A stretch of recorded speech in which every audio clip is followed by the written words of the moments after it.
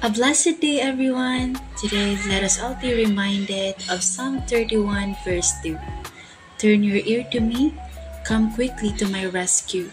Be a rock of refuge, a strong fortress to save me. This video was taken yesterday and time check, it was 6:30 p.m. So Ma'am Ayasa and I decided to visit the park near in our area.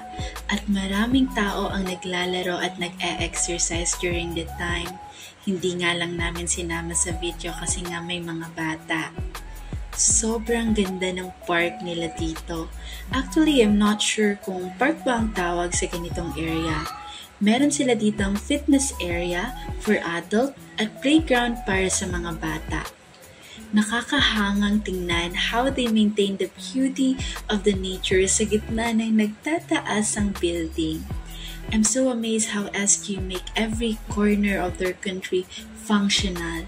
Like, mapapawaw ka na lang talaga kasi hindi mo na kailangan magbayad ng gym kasi halos lahat ng mga street ay mayroong ganitong area.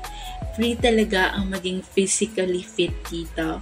And as we all know, Singapore is one of the safest country, so hindi ka talaga mag-worry kung gabihin ka man sa daan.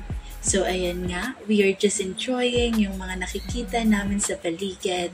So that's all for today. Thank you so much everyone. God bless and see you later.